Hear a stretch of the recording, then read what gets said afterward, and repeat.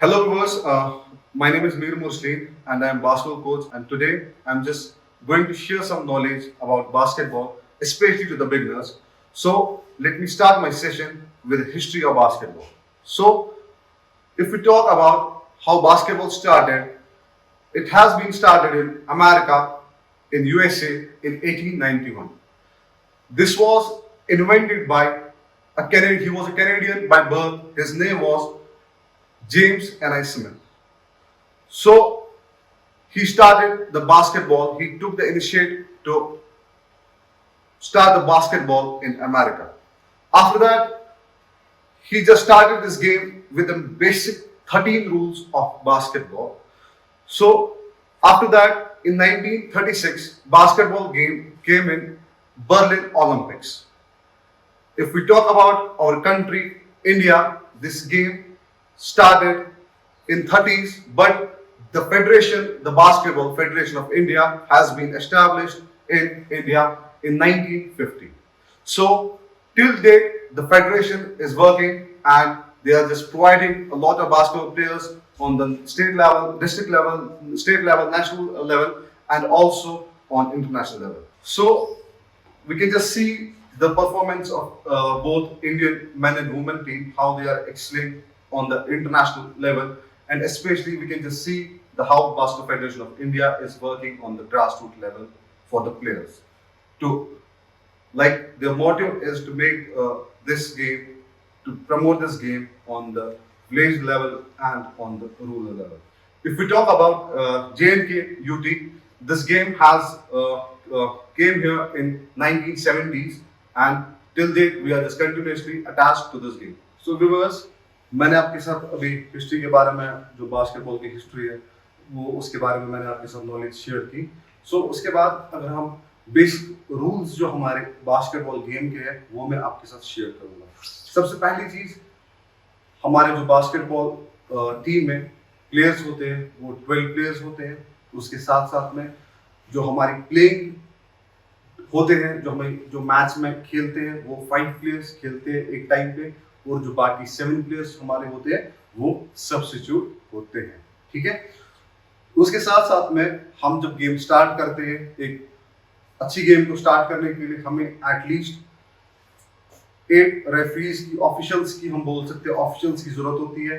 5 हमारे table officials होते हैं और हमारे 3 मेन ऑफिशियल्स होते हैं जो हमारा मैच स्टार्ट करते हैं.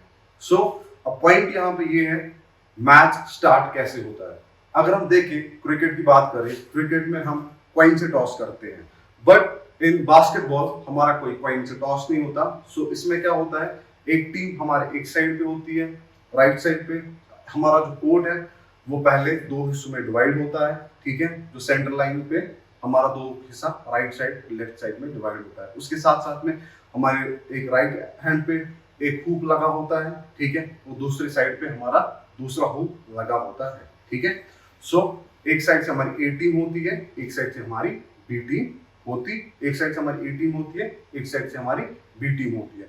उसके बाद जब हम मैच स्टार्ट करते हैं, 5 प्लेयर्स ए टीम के होते हैं, 5 प्लेयर्स के बी टीम के होते हैं, जो हमारे स्टार्टिंग मेन 5 प्लेयर्स होते हैं जिनसे मैच स्टार्ट करते हैं. उसके बाद 2 प्लेयर्स, एक प्लेयर ए टीम से और एक प्लेयर बी टीम से सेंटर लाइन पे आते हैं. Without touching the centre line वो अक्रॉस द बास्केट खड़ा रहते हैं. उसके बाद वो बॉल, जो हमारे ऑफिशियल्स होते हैं, जो हमारे रेफरी या अंपायर होते हैं मैच के, वो बॉल को टिप ऑफ करते हैं सेंटर में. जो वो बॉल ग्रैब करता है, वो ए टीम का प्लेयर हो या बी टीम का प्लेयर हो, उनके पास बॉल की पोजीशन आ जाती है. सो ऐसे हमारी बास्केटबॉल की गेम स्टार्ट हो जाती है. बास्केटबॉल गेम के हमारे 4 हिस्सों में डिवाइड हुई है. हम बोल सकते हैं 4 क्वार्टर्स में हमारी गेम डिवाइड हुई है. 10-10 मिनट का हम एक क्वार्टर खेलते हैं. क्वार्टर के बाद हमारी 10 मिनट्स की ब्रेक होती है और 2 क्वार्टर के बाद हमारा हाफ हो जाता है.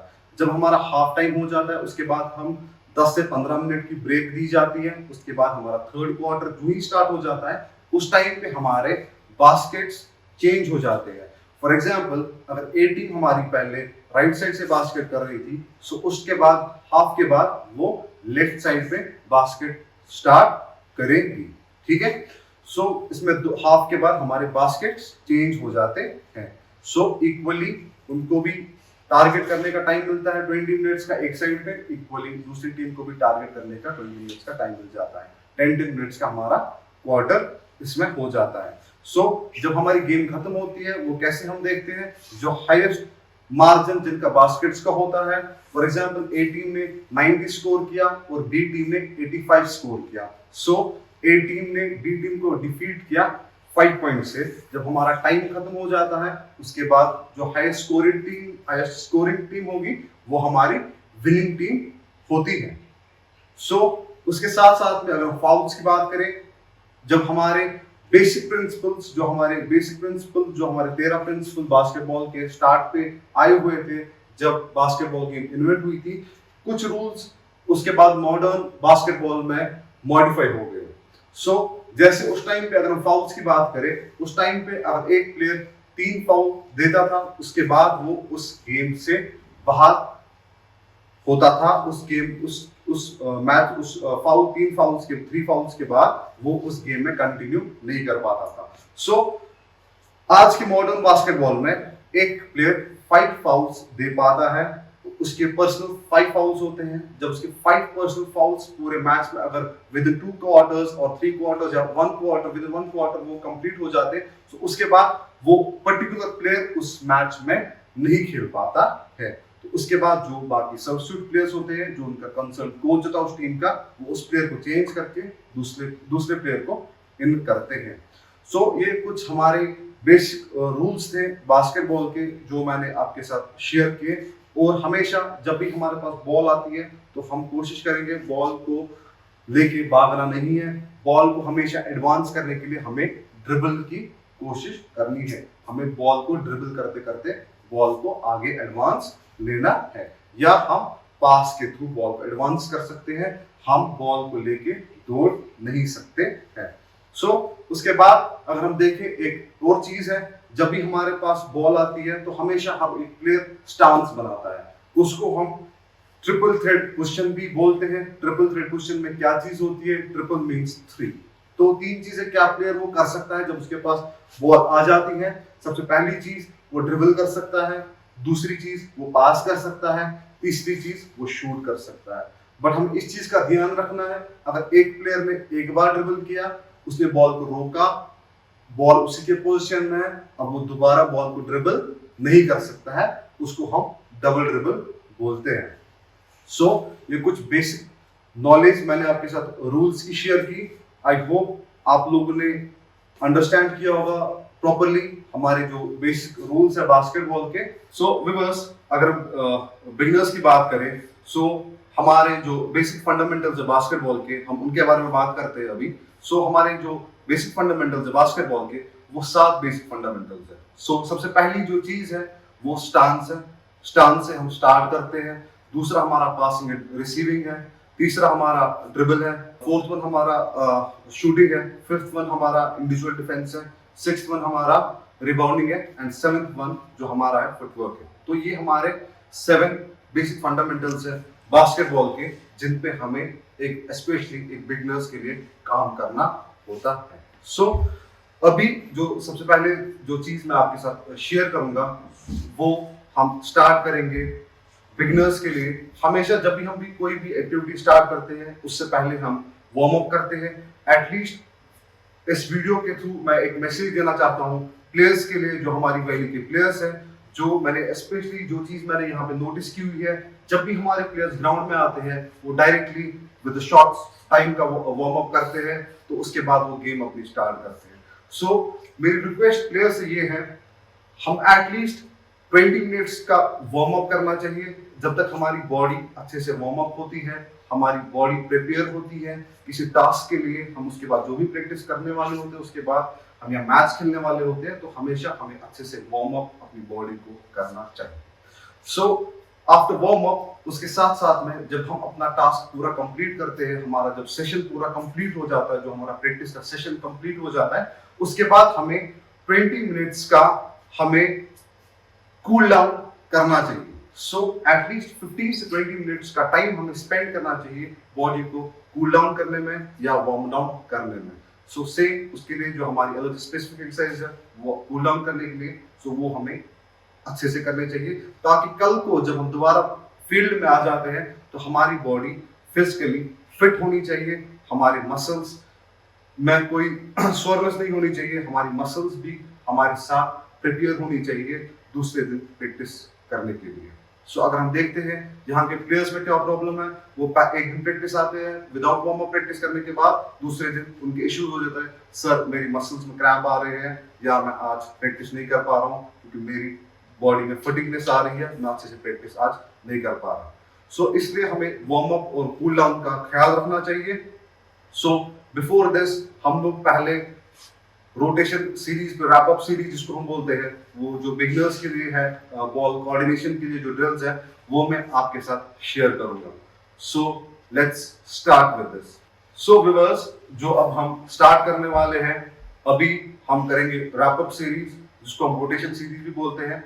सो एक और चीज जो मैंने यहाँ पे नोटिस की है हमारे प्लेयर्स के लिए, स्पेशली इन गर्ल्स, मैंने ये चीज नोटिस की है गर्ल्स में कि वो हमेशा 7 नंबर बॉल से खेलते हैं।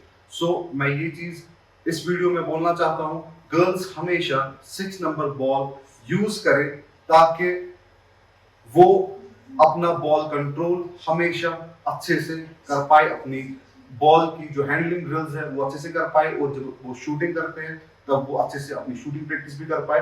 क्योंकि प्रॉब्लम क्या होती है, जब हम आगे जाके किसी कंपटीशन पे या किसी टूर्नामेंट पे खेलने जाते हैं तो उस टाइम पे हमारी गर्ल्स को 6 नंबर बॉल से खेलना पड़ता है। इवन स्कूल से भी मेरी रिक्वेस्ट है, जो स्कूल्स में बास्केटबॉल गर्ल्स खेलती है वो 6 नंबर बॉल साइज से खेले, and from the beginning, from the under 14 level till the senior level हमेशा 6 नंबर बॉल यूटिलाइज होती है। एंड इन बॉयज, जो हमारे बिगिनर्स बॉयज होते हैं, if you talk about boys जो हमारे 10 ईयर्स से या 14 ईयर्स तक हमारे जो बॉयज आते हैं इस एज ग्रुप में, वो हमेशा 6 नंबर बॉल से स्टार्ट करें, क्योंकि उनके हाथ भी छोटे होते हैं और उसके साथ साथ में वो बॉल को अच्छे से हैंडल भी कर सकते हैं। सो उसके बाद जब हमारे बच्चे अंडर 16 या यूथ एज ग्रुप में आ जाते हैं, या उसके बाद जूनियर या सीनियर कैटेगरी में चले जाते हैं, उसके बाद वो 7 नंबर बॉल से खेलते हैं। तो इस चीज का हम ध्यान रखेंगे जब भी हम बिगिन करें, जब भी बिगिनर्स बिगिन करें बास्केटबॉल खेलना, तो 6 नंबर बॉल से वो स्टार्ट करें, ठीक है। सो अभी जो सबसे पहली मेरी जो ड्रिल होगी, सबसे पहली जो हमारी हैंडलिंग रोटेशन सीरीज की जो पहली एक्सरसाइज होगी हमें बॉल को रोटेट करने के लिए, that will be will rotate the ball around head. तो सबसे पहले उस चीज को ध्यान रखने के लिए हमें हमेशा अपने फीट अपने शोल्डर के अकॉर्डिंग इसकी विड्थ रखनी है, ताकि हम कंफर्टेबली खड़ा रह सकते हैं, ठीक है। हमेशा जब भी हम एक्सरसाइज कोई परफॉर्म करते हैं या कोई भी ड्रिल परफॉर्म करते हैं, हमेशा चेस्ट अप हेड अप, ताकि हम अच्छे से फोकस कर पाए उस ड्रिल पे, ठीक है। जब हम ये ड्रिल परफॉर्म करेंगे, इसमें हम ये चीज ध्यान रखेंगे, जब भी हम बॉल को रोटेट करेंगे, हम रोटेट करेंगे फिंगर टिप्स से, हम पाम को अवॉइड करेंगे, वो should try to avoid touch of palm, ठीक है। सो हम कैसे स्टार्ट करेंगे, अराउंड हेड लाइक दिस, आप बॉल ये पकड़ेंगे अराउंड हेड, नियर आप अपने कान के पास रखेंगे, नियर टू ईयर। सो हम बॉल चेंज करेंगे लेफ्ट हैंड से, इधर से same, we'll just do it continuously like this clockwise. First we'll just do it clockwise 6 times, okay, 6 times, and then we can just switch it to anti-clockwise like this.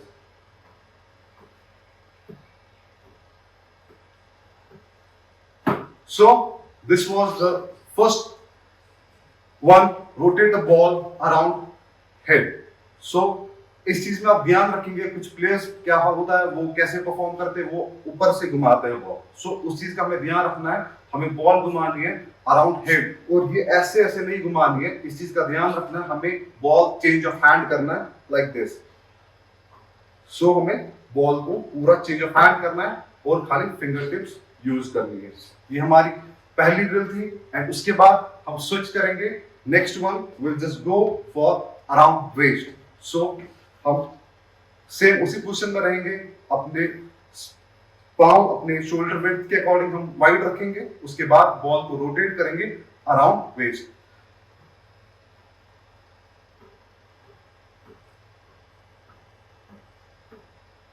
And then anti-clockwise. We have to do this drill from the both side, clock as well as anti-clock So we can just do this drill properly. हम हमेशा कोशिश करेंगे इस drill को perform करने के लिए clock and anti clock. Basically अगर हम बात करें प्लेयर्स की, अभी दिन ब दिन स्किल बहुत डेवलप हो रहा है प्लेयर्स का. आज के टाइम में स्किल ज्यादा डेवलप हो रहा है. अभी के टाइम में अगर हम देखें स्किल ज्यादा डेवलप हो रहा है प्लेयर्स में, स्किल ज्यादा इंप्रूव भी प्लेयर्स कर रहे हैं. बट उस चीज के लिए हमें हमेशा कोशिश करनी है, हमें जो हमारा स्ट्रॉन्गर हैंड है, फॉर एग्जांपल मैं राइट हैंडर हूं, मैं राइट हैंड मेरा स्ट्रॉन्ग है, सो मुझे कोशिश करनी है लेफ्ट हैंड से भी सेम वो ड्रिल्स करने की, ताकि मैं अपना वीकर हैंड भी उतना स्ट्रॉन्ग बनाऊं, ताकि मैं उस वीकर हैंड को भी यूज करूं, ताकि मैं कभी किसी डिफेंस ट्रैप में फंस ना जाऊं. ठीक है. सो विवर्स, जो हमारी नेक्स्ट ड्रिल होगी, will just wrap the ball around knees. So उस चीज के लिए हम क्या करेंगे, हम थोड़े अपने पाँव थोड़े बहुत क्लोज रखेंगे. ठीक है. So after that will just try to bend down and, ठीक है, जैसे हम चेयर पे बैठते हैं और अपनी जो हमारी जो अपर बॉडी है हल्की क्राउच पोजीशन में होगी, स्टैंडिंग नहीं रखनी है, उससे हमारी लोअर बैक पे स्ट्रेस पड़ सकता है. तो हमको हल्की सी क्राउच पोजीशन में रखनी है, या ज्यादा हमें डाउन भी नहीं जाना. सो हम नॉर्मल एक अच्छी क्राउच पोजीशन में रखेंगे body and will just try to wrap the ball around knees slowly. हमेशा स्लोली हम ये ड्रिल परफॉर्म करेंगे. जब हम बिगनर्स हैं, clock and then same anti clockwise. Try to look here here when you perform this drill. So जब हम match में खेलते हैं, ताकि हम हमारे साथ जो बाकी 4 प्लेयर मेरे साथ जो और खेल रहे हैं, ताकि मुझे पूरा विजन रहे पूरी गेम पे, मेरे साथ और जो प्लेयर है कोई फ्री है, ताकि मैं उसको पास बॉल इमीडिएटली कर पाऊं. सो जब भी हम कोई भी ड्रिबलिंग ड्रिल्स परफॉर्म करते हैं, हमेशा नजर ऊपर की ओर हम रखेंगे. सो आफ्टर दिस ड्रिल, जो हमारी नेक्स्ट ड्रिल होगी, will just try to perform figure of 8. Figure of 8 में हम क्या करेंगे, will just try to keep our legs little bit apart comfortably, जिससे हम फॉल ना कर पाए. आराम से कंफर्टेबली हम अच्छे से लेग्स अपार्ट रखेंगे and will just try to bend down and try to wrap the ball now like this. Use finger tips.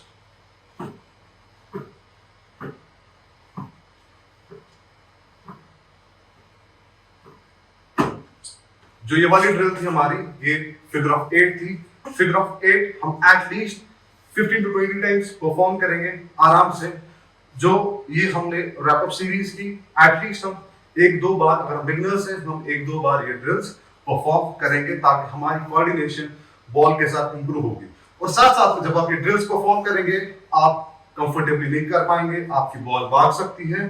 But आप ये करिए, परफॉर्म कीजिए, दिन ब दिन आपकी परफॉर्म एनहांस होती जाएगी. उसके साथ साथ में आपकी स्पीड भी दिन ब दिन बढ़ती जाएगी. हमारा टारगेट है, अगर मैं आज स्लोली ड्रिल परफॉर्म कर रहा हूं, दिन ब दिन मुझे टारगेट रखना है कि मुझे इसके साथ में कोऑर्डिनेशन भी डेवलप करनी है, साथ साथ में मुझे इस ड्रिल की स्पीड भी बढ़ानी है.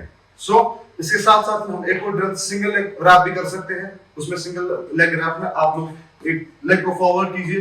फॉर एग्जांपल पहले हम लेफ्ट लेग से करेंगे and back down little bit and perform this like clock and anti-clockwise. Same, we can just switch with the right leg. Clock and anti-clockwise. So, जितने time हम clockwise कोई drill perform करते हैं, same हम anti clockwise भी उसी according करेंगे, anti clockwise भी उसी के अकॉर्डिंग ड्रिल परफॉर्म करेंगे. उसके बाद जब हमारी रोटेशन सीरीज कंप्लीट हो जाती है, हम एक डिफरेंट कोऑर्डिनेशन के लिए ड्रिल्स परफॉर्म करेंगे, जिसमें हमारे ball squeezing, ball tapping, ball slapping हम ड्रिल्स परफॉर्म कर सकते हैं, जिससे हमारी कोऑर्डिनेशन हमारे डेवलप हो जाता है बॉल के साथ. सो हम बॉल स्क्वीजिंग कैसे करते हैं? सबसे पहले हम बॉल को राइट हैंड से करेंगे. हमारा जो हाथ है, हम बॉल को फिंगर टिप्स पे पकड़ेंगे और बॉल को स्क्वीज करना स्टार्ट करेंगे like this. You have to only use single hand. Squeeze the ball with your fingertips like this. Just try to do 5 to 10 times or 12 times with your right hand and then switch to your weaker hand.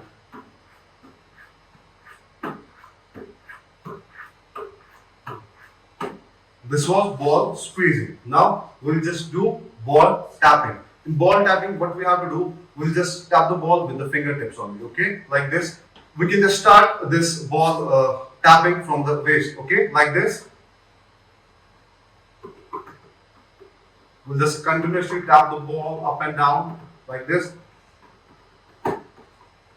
Okay, we'll just try to do this same drill 10 to 12 times, this ball tapping. After that, the last one will be ball slapping.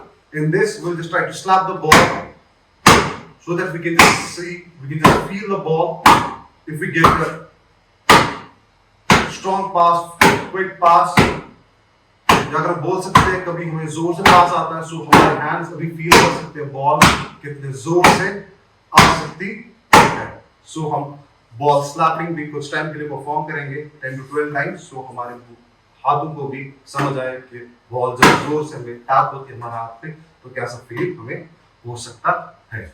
सो ये जो चीजें मैंने आपके साथ share की ये beginners के लिए है, जो मैं इस वीडियो के थ्रू स्पेशली बिगिनर्स से रिक्वेस्ट करता हूं, आप जो बास्केटबॉल के साथ नहीं जुड़े हैं वो इस वीडियो के थ्रू स्टार्ट कर सकते हैं अपनी ट्रेनिंग. मीन टाइम जब तक हमारे स्टेडियम्स वापस स्टार्ट हो जाते हैं आफ्टर कोविड, ताकि वो ग्राउंड्स में वापस आ जाए, वहां पे हमारे साथ ज्वाइन करें, ताकि वो आगे जाके इंटरमीडिएट या एडवांस लेवल पे हमारे साथ प्रैक्टिस कर सकते हैं. सो स्टूडेंट्स, जो हमारा आज हम इस वीडियो के थ्रू आपके साथ शेयर करेंगे जो हमारा बेसिक फंडामेंटल है, स्टांस जो नंबर 1 पे था. हम स्टांस कैसे बनाते हैं बास्केटबॉल का वो मैं आपके साथ शेयर करूंगा, और मैं आपके साथ थोड़ी नॉलेज शेयर करूंगा आपके साथ स्टार्ट ऑफ ड्रिबल की. हम ड्रिबल स्टार्ट कैसे करते हैं. तो सबसे पहले जब हम स्टांस बनाते हैं, सबसे पहले हम लोग अपने feet apart from the shoulder खोलते हैं. अपने शोल्डर के अकॉर्डिंग हम अपने फीट खोलते हैं. उसके बाद हम जो बॉल हमारी होती है हमेशा चिन के नीचे नेक्स्ट टू चेस्ट हमारी बॉल स्टांस में रहती है. उसके बाद हमारे नीज बेंड करते हैं. उसके बाद हमारे जो एल्बोज हैं वो स्ट्रांग रहते हैं ताकि बॉल हम अच्छे से ग्रैब कर पाए.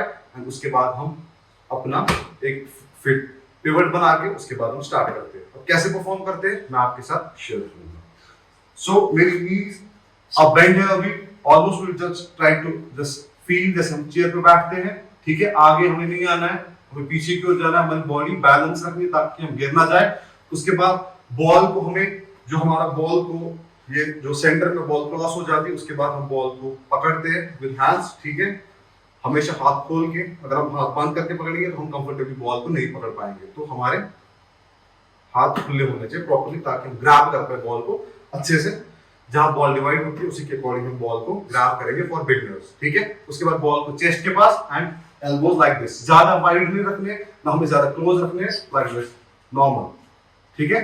So like this. उसके बाद जब मैं स्टार्ट और ड्रिबल करूंगा मैं पहले जैब स्टेप लूंगा, या पहला स्टेप हम फेक हमेशा लेते हैं. सो पहला स्टेप मैं फेक दूंगा प्लेयर को लाइक दिस, और बॉल हमेशा सेफर साइड पे सेफ. अगर मैं यहां सामने बॉल रखूंगा तो ये बॉल मेरा डिफेंस प्लेयर ले सकता है. सो हमेशा बॉल सेफर साइड पे. उसके बाद जब मैंने फेक किया, जैब स्टेप दिया, प्लेयर को फेक दिया, उसके बाद मैं अक्रॉस बॉल लेके यहां से क्विकली लॉन्ग स्टेप लेके बॉल को स्टार्ट ऑफ ड्रिबल करूंगा. I will just bounce the ball and just go, ठीक है. सो जब मैंने ये स्टेप लिया, ये मैं स्टांस पोजीशन में आया, ठीक है. और हमेशा जो हमारी अपर बॉडी होगी वो क्राउच पोजीशन में होगी, स्टैंडिंग पोजीशन में नहीं होगी. लोअर बैक पे प्रॉब्लम हो सकती है, हमारे नीचे भी नहीं डाउन जाना है तो हम कंफर्टेबली परफॉर्म नहीं करेंगे. सो क्राउच पोजीशन में हमारी बॉडी होगी लाइक दिस. हम ये फेक लेंगे लाइक दिस, बॉल सेट. उसके बाद अक्रॉस होके क्विकली एंड बूम हम ड्रिबल के लिए भागेंगे. जब हम ये पहला ड्रिबल डालेंगे हमेशा कोशिश करनी है हमारी बॉडी लो होनी चाहिए ताकि हम डिफेंस को क्विकली पहले स्टेप पे, पहले ड्रिबल पे अपने डिफेंस को बीट कर पाए ताकि हम आगे जाके अपनी लेन में जा सकते हैं. सो हमेशा हमें कोशिश करनी चाहिए पहले स्टेप पे क्विकली भागने की ताकि हम जल्दी डिस्टेंस कवर कर पाए, अपने प्लेयर को बीट कर पाए. सो ये हमारा स्टांस था. आई होप आप लोगों ने देखा होगा हमारा जो बेसिक स्टांस ऑफ बास्केटबॉल, और हम स्टार्ट ऑफ ड्रिबल कैसे कर सकते हैं. उसके साथ साथ में अगर हम देखें, अगर हम परफॉर्म कर सकते हैं low dribble and high dribble. Low dribble हम इसलिए परफॉर्म करते हैं जब हम पेंटेड एरिया में खेलते हैं, अंदर वाले साइड में खेलते हैं, 3 पॉइंटर लाइन के अंदर साइड जो हमारा एरिया आता है पेरीमीटर वाला, उधर पे हम खेलते हैं। उस टाइम पे हम हमेशा लो ड्रिबल करके खेलते हैं। सो उसको हम पावर ड्रिबल भी बोलते हैं। उस ड्रिल के लिए हम कैसे परफॉर्म करेंगे, वो ड्रिल हम कैसे परफॉर्म कर सकते हैं, वो मैं आपके साथ शेयर करूंगा। अपने शोल्डर के अकॉर्डिंग अपने पाँव खोलेंगे, बैलेंस, ठीक है। सो उसके बाद ये वाला हाथ हमेशा आगे, ये हम हाथ इसलिए आगे रखते हैं टू प्रोटेक्ट द बॉल। वो जो हमारा ड्रिबल होगा अभी अपने राइट फुट के साइड पे होगा, like this. We'll just try to do it powerfully, ठीक है। सेम राइट हैंड से and same with the left hand. So हम ये चीज राइट हैंड से भी परफॉर्म करेंगे, लेफ्ट हैंड से भी परफॉर्म करेंगे। उसके बाद जब हम हाई ड्रिबल करेंगे, हम थोड़े पाँव अपने खोलने की कोशिश करेंगे, वाइड ड्रिबल, वाइड फीट्स रखेंगे। उसके बाद हाई ड्रिबल को परफॉर्म करेंगे। सो हाई ड्रिबल हमें किस टाइम पे यूज होता है, जब हम आउटसाइड, जब हम बॉल लेके आगे एडवांस कर रहे होते हैं, तो उस टाइम पे जब बॉल को एडवांस करते हैं, उस टाइम पे हम स्पीड से हाई ड्रिबल यूज करते हैं। हमेशा जब भी हम ड्रिबल करें, कोशिश कीजिए स्पीड से करने की, ताकि हम एज क्विकली एज फास्ट हम अपने डिफेंस को बीट कर पाए।